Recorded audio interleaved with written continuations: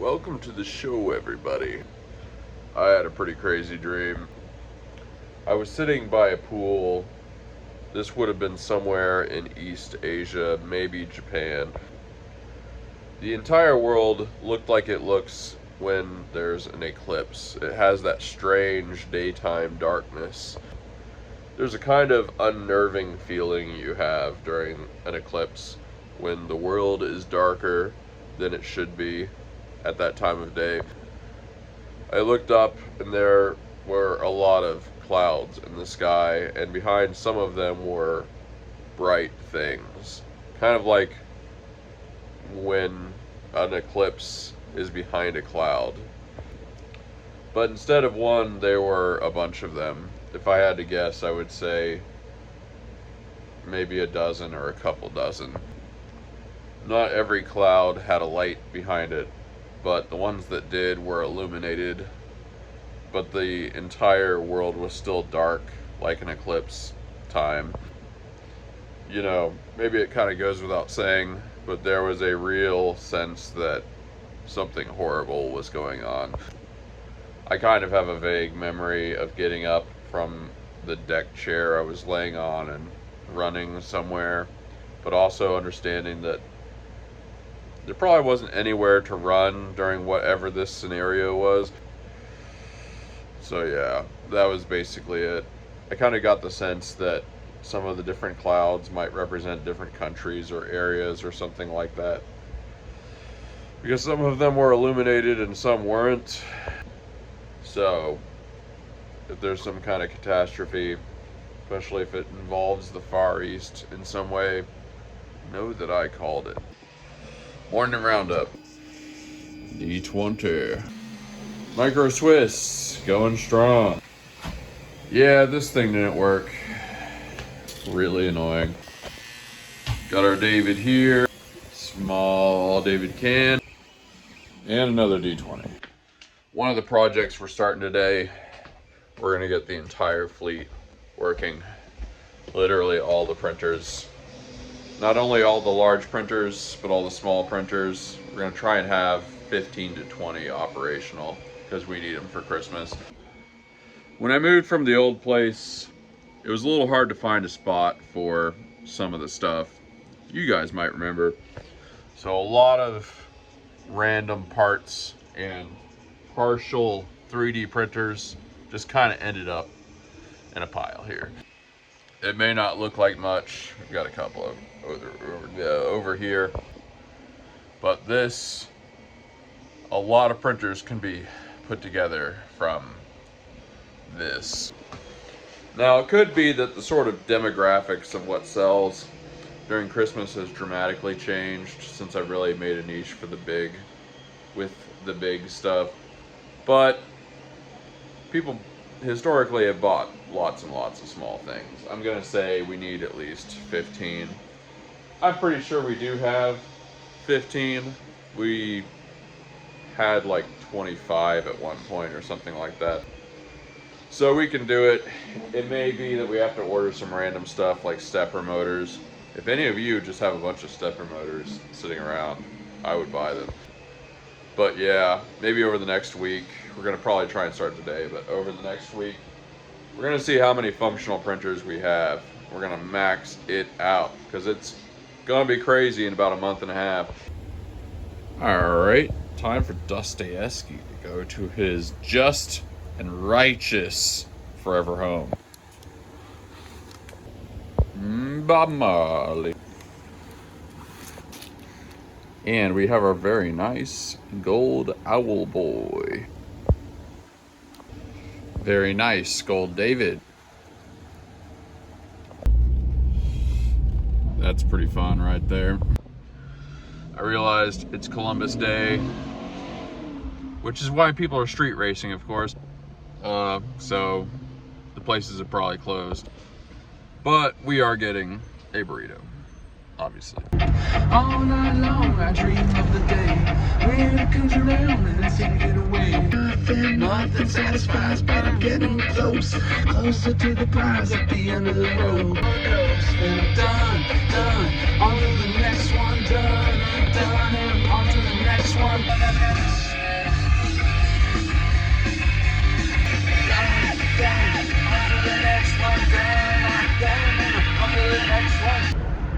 Never a big Foo Fighters guy, but the One by One album, super good. This is really out of nowhere, but I'll keep it a little bit anonymous. I had an older relative who was, at least at one point, a pretty big figure in my life. You know, it's funny how often we end up kind of living the dreams of others, or the unrealized dreams of others. So the person I have in mind, he was somebody that had a real ability to like get good at things. It's kind of like when he set his mind to something or got interested enough in something, he could get pretty obsessive and he would become like really quite good at it. Now, like, none of these things really ever made him any money, which is fine. But yeah, he was like good at dozens of kind of random things, and like unusually good. He's the person that taught me my first chords on guitar when I was 15. But I was just thinking about it, and I realized one thing that he lacked, which was kind of important. It's like he never had really any initiative, or if he had initiative, it would always be in like weird stuff, like he was almost reacting in some way that he himself didn't recognize. It's strange because a lot of people would not think of him as being passive, but in a way he was very passive in his goals. He was sort of like not very self-aware or very intentional about the things that he developed skills in. Like last I knew, he was rebuilding and like refurnishing, whatever it's called, restoring vintage sewing machines, which like he was not a person that sewed. There was nothing that prompted that, which I'm not knocking it, but it's just like, I don't understand where that came from. Like, this isn't an ironclad rule, but if you're going to spend a ton of time developing some skill or something, it should be attached to something within you that's like, that touches your core being, like something deep about yourself. Because it's like, otherwise, what are you doing? Like, why are we doing this external thing that doesn't even matter to you and spending all this time on it? Which, like, I'm not saying everything you do has to be connected in that way, but it's like, I mean, if you're spending that much time in your life, I don't know, it just seems strange for that to be totally peripheral, especially if there's a ton of mental effort and it's like the main focus of what you're doing. Bag secured. Which I guess my point isn't so much about that, but what occurred to me just now is like all of these things that he would get super into, it's like a lot of times he knew somebody that was good at that thing, and then he kind of like enviously wanted to be good at the same thing as the other person. It's kind of hard to express how I know that it was an envy thing, but a lot of it was like I was saying, it didn't seem like the thing that he was getting super interested in really had very much to do with his personality or anything real inside him. But yeah, it's like a lot of the things he got good at had very little to do with his authentic self, and a lot of the things that spoke to his authentic self that were real deep interests were things that he kind of didn't pursue at all. You know, like a lot of the bands and stuff that I grew up listening to were stuff that he was into, and he did play guitar, but he never really pursued it very much. And like, I'm not saying you have to or anything, but he was really passionate about that stuff, and with his ability to get good at things, you would just think that that would be like something he would really want to pursue, you know. I guess I don't know exactly what the moral is supposed to be here, except to say that initiative is really important. If you don't have the courage to see within yourself and really understand yourself and pursue things that express that core within you, you're probably just going to end up living other people's lives. Part of the reason we do artistic things and creative things is to discover what's within us. And like, it's just such a shame to get to the end of your life and remain a mystery to yourself.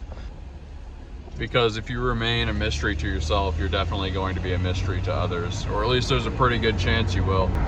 Most of the things we want in life have to do with being understood. If you want to be respected or whatever, people have to understand why what you're doing is good or what's noble about what you did with your life. It's very hard to add to or build on the noble aspects of ourselves if we don't even understand what they are. And if we don't understand our non-noble, our ignoble aspects. So yeah, just a thing I was thinking about a second ago there. Bam. Amazon decided that they were going to take a little extra time to deliver my Creality direct drive extruder, which I guess is fine. I think I'm just going to actually order another one of the Micro Swiss ones and just, like I said, if we plug it in with the cord that's included and it doesn't work, we'll just send it back. I ain't screwing with I am not wasting another day on that. Ugh. But it is crazy nice out. We haven't been to Dunkin' in a really long time. It's only $4. Let's go for it. Aw, sweet. There's a 10% coupon. Good info for anyone out there that wants to get in on it. Comment below if this applies to you. I bet everybody who lives in Texas, Louisiana, maybe even Arizona, New Mexico, all those hot states, Nevada, I bet all of you wait eagerly for fall. It's just not an easy thing to put into words, but when it feels like this out, it is so nice. It is just bliss. Perfect day to go get coffee and get chased by dogs. I have very few joys in life, and all of them are drinking coffee. There was a guy at the tire change place there that had a man bun. I'm like, that takes balls.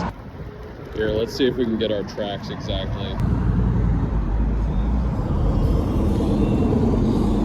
So close. Oh yeah, baby. Get dunked or get flunked. You know, I bet a lot of people look at this as a very pedestrian place. To me, it is a palace.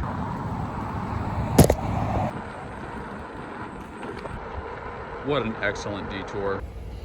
Current mood. Well, it's the moment you've all been waiting for. It is time to paint the bacon. Now, I've looked at a lot of pictures of bacon related to this project and otherwise, and the best color scheme I can come up with, I think we're gonna do, let me see here, like a pink strip or maybe two pink strips somehow in here.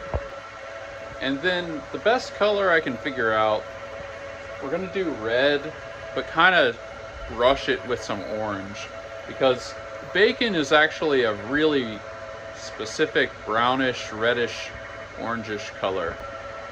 And it's very distinct. We want to get it about as close as we can.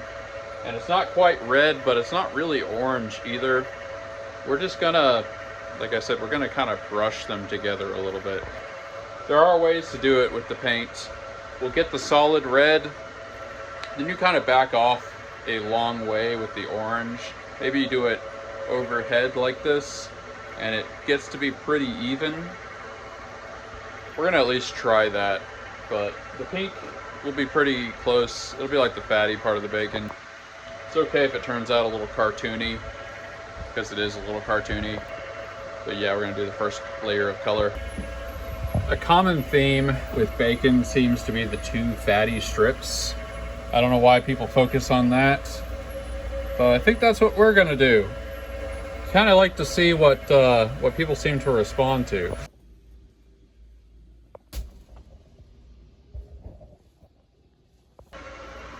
One of my personal pet peeves Comment below if you've ever felt this.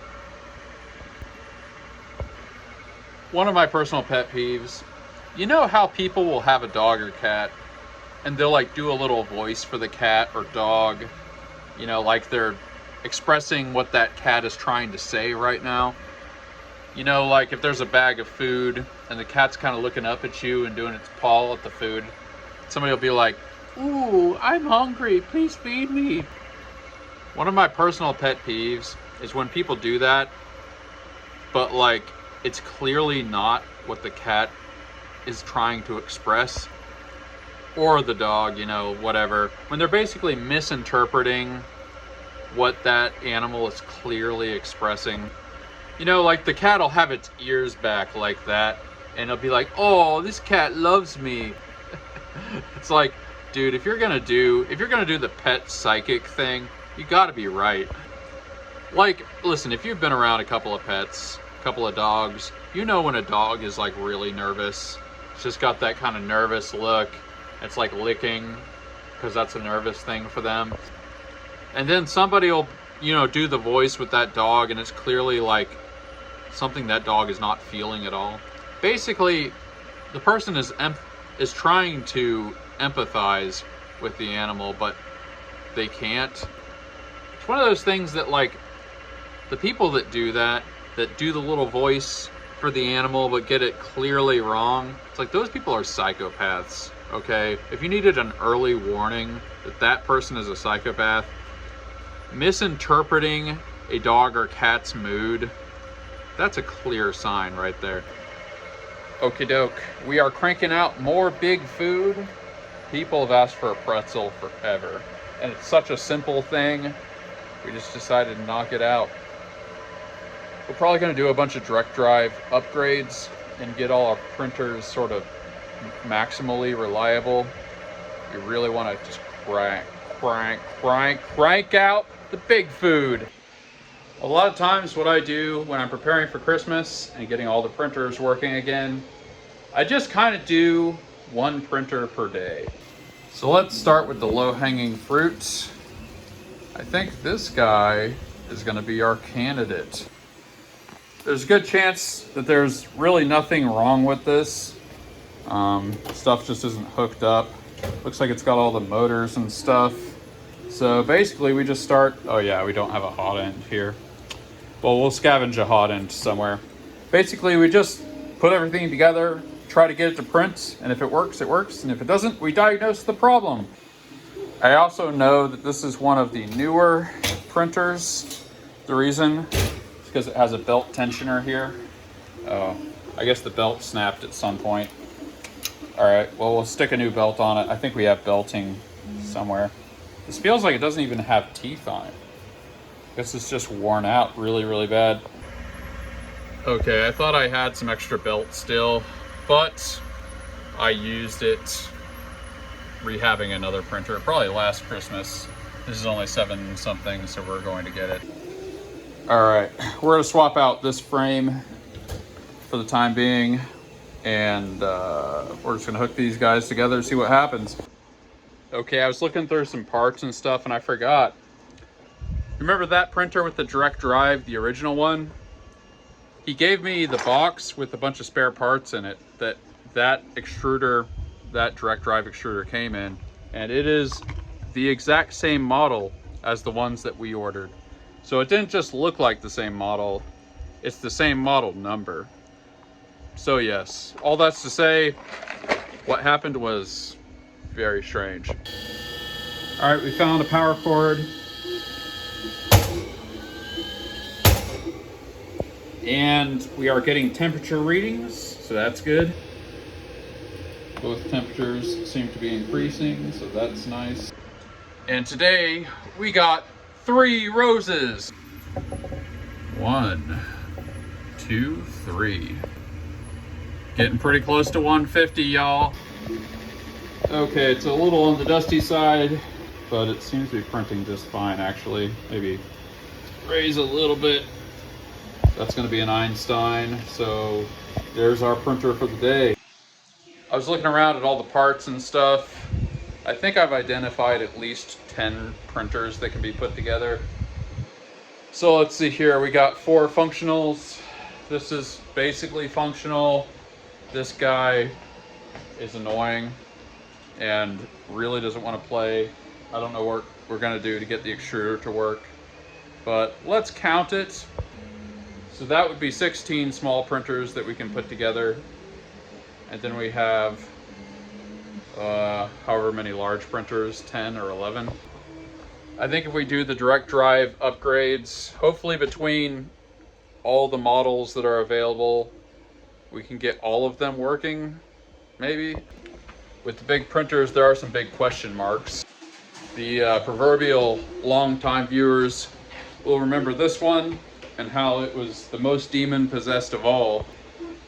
I guess I can't state with confidence that even putting a full-on Micro Swiss direct drive extruder is going to make this work. I only say that because I get a deep, unsettling vibe every time I walk past it. But we can probably rehab even the really bad ones. If anything's going to work, putting direct drive on this is going to make it work. So that's good. I've been scavenging, like, let's take this one. Actually, let's take this one for instance. You can kind of see that all of the motors and stuff have been taken off of it. I've been kind of scavenging motors and hot ends and stuff here and there when I sort of needed one instead of like ordering the parts. Mainly, that's been because we kind of need the small printers less, but they use the same components. So this one's still got 2 motors on it, but we took this one off, and I guess we took the hot end off as well. So we've been kind of like cannibalizing these guys, which has been sort of the right move. But I wasn't sure how many functional printers we were going to have. And actually we're doing kind of better than I thought, so that's nice. It's really hard to imagine that with all the focus on the big stuff that we're not going to do okay with 16 small printers. I think that's how many we had last Christmas, and we only had 2. Maybe we had like 4 of the big printers. So yeah, this was a good little thing to investigate. It turns out we have a lot of printers.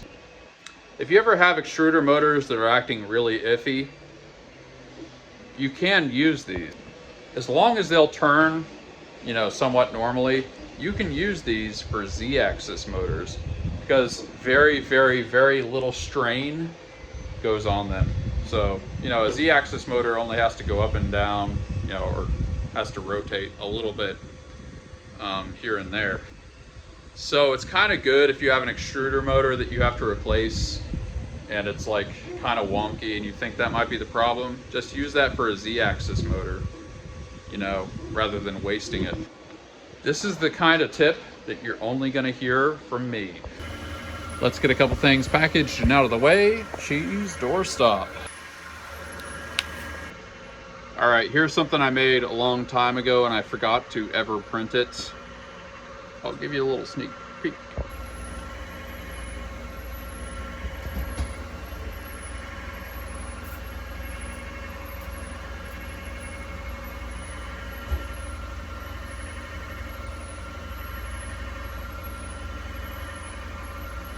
Bam. I've designed so many things over the years that like sometimes there's stuff that I forgot that I ever made. Maybe that's what we'll do. We'll go through all the files and stuff and make sure that I have listed everything as a product that I've ever actually designed. I think we're at like 560 products at this point. Oh yeah, we just sold a psychedelic alien. You'll love to see it. Let's send off this very nice dolphin. This is Prusa sliced. Looks so good. And we've got our classic big Sharky. We've really been stacking these guys up. Okay, this is really cool. It seemed like it was about a month ago we started advertising the ice cream, and it hasn't really sold, but we dialed in the keywords and stuff, and check this out. That's our ice cream. ROI 24 to 1. We spent 16 bucks and made almost 400. Our total return on investment in the last 30 days is almost 5 to 1. What's even better is we got 3 separate orders. You can see they're on different days here, and they're for different things. So every once in a while you'll get lucky and the same person will order like several things, and that'll make your return on investment with advertising look amazing. But this is 3 different orders. That means our ads are really working. So, man, there's probably time for one more item to be advertised and tested like this before Christmas hits, and then you can't trust your data because like people are just buying everything. It's not giving you a realistic picture. You know what? We are going to advertise the egg. We've almost sold $1,000 worth of them before the discount, of course. It's pretty good. We've sold 6 of them basically. Yeah, we're gonna advertise the egg. We're gonna throw a little gasoline on that fire. And there we go. The egg has been activated. See, one of the things that's cool about the Big Food is it's pretty expensive stuff. So ad spend, you get a better ratio. But that's been part of the inspiration for doing that. Man, maybe I should put ads at some point on the burger. Maybe that's something we'll do next year. I don't want to end up selling like 5 burgers in the middle of Christmas and then have to somehow make them. But yeah, it's kind of good to sell expensive things for that reason. The downside, of course, is it's only a really limited segment of people that will actually shell out money for expensive things. The biggest segment's like 20, 30, maybe 40 bucks, I would say. So it's just got to be real specific, and a lot of the Big Food doesn't sell, so you got to like, you know your niche basically. But yeah, it'd be great if eventually we had like 12 things being advertised and really had them advertising effectively. Oh yeah, we're making the pretzel. Might be done by tomorrow. It's not a thick print. It's like about like that. Oh yeah, we've got another song coming out. It's totally different than the last one. By the way, I appreciate how many of you checked out my Sticks cover. Like I said, it did take a lot of work. This next one is totally different, but also just a super unique song that's largely lost to history, let's put it that way. We're gonna be putting the final touches on it tonight. It's either gonna come out the day after you see this video, maybe the day after, I don't know. But it's coming out soon, we're working on it, and I appreciate you guys checking out the cover songs. We're doing the deep cuts, and at least some of you are kind of enjoying it. Oh, feels good to have done our little audit of the machines. Let's get this out of here. Knowing that there's probably enough parts and stuff to cobble together enough machines for Christmas. I kind of had it in my head, maybe I would need to buy a couple. We probably won't need to. I mean, it wouldn't be the end of the world. There are plenty of CR10s out there that are dirt cheap. If you want to know, for some reason, for some bizarre reason, the cheapest way to get really a lot of old printers, but especially Creality machines, look for unrepaired on eBay. There's a lot of returns and stuff, and somehow or another people get a hold of these, and there's something wrong with them, but if you know how to troubleshoot 3D printers, you're getting these things for really cheap. A lot of times you can make an offer because nobody wants these things.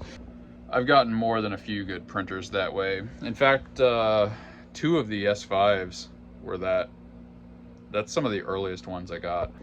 One of them, I just had to put like a new hot end on it and it just started working perfectly. In fact, I think that's one of the most consistently, like the ones that works the most consistently.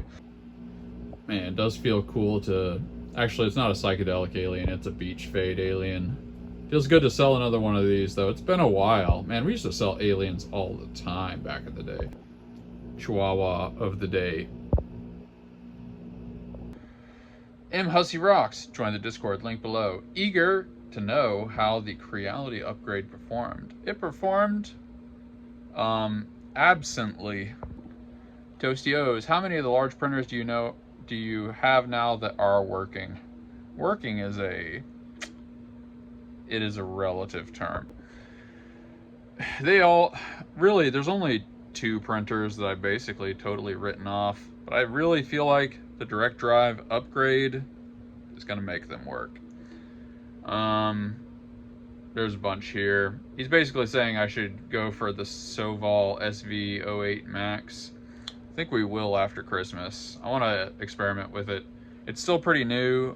A couple of you have bought them, and I want to see what people's experiences with them are.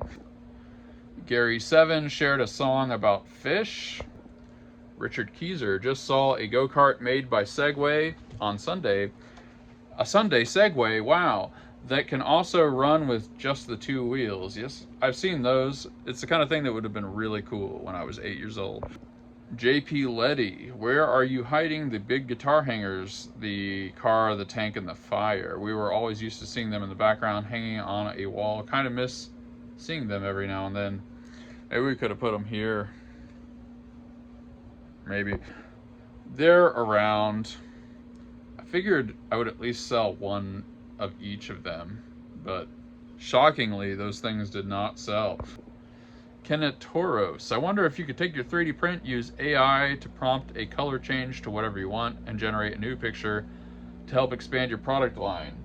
I probably could. If I was trying to do things in a more low budget way, perhaps I would, but I kind of like the thing in the picture to be exactly what I can provide.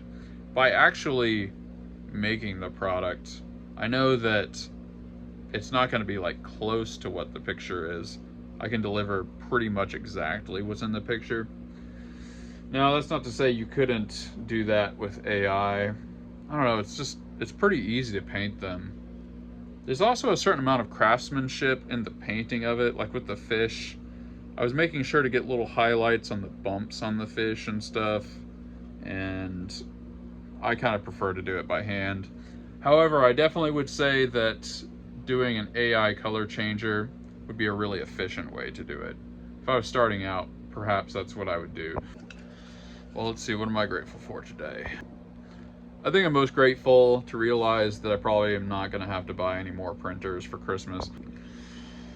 Now, we probably will have to get a couple components.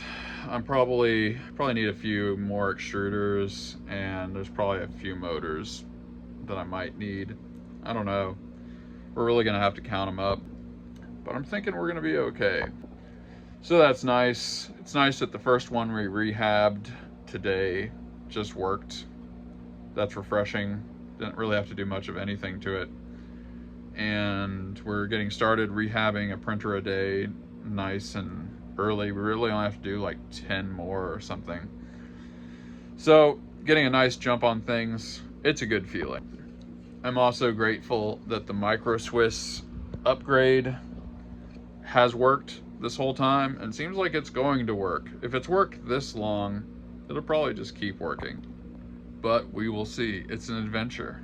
So that's my gratitude quota for the day. Time to accomplish your quota in the comment section. Tell me what you are grateful for. All you gotta do to be grateful for something. All you gotta do to be in the gratitude gang is to be grateful for something. I've never said this sentence before. We will catch you on the next episode, and we're dropping some fire, okay? It's getting interesting over here. See you on the next episode. Coffee without M3 would be a tragedy. Peace out.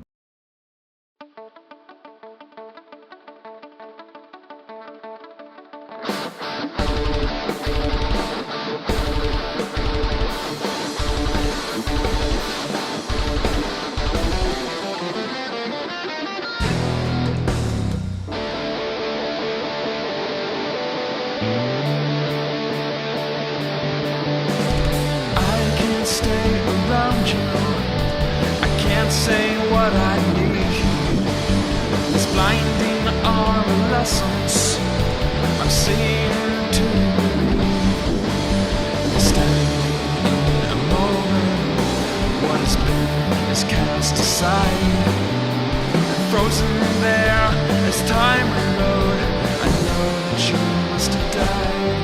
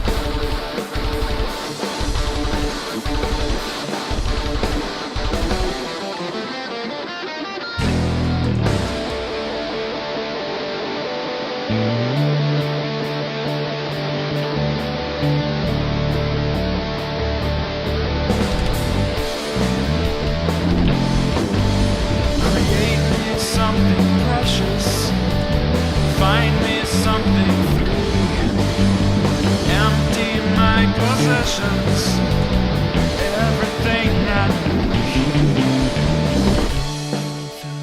emotions. And we're all going to die. So leave me something precious, another sunlight.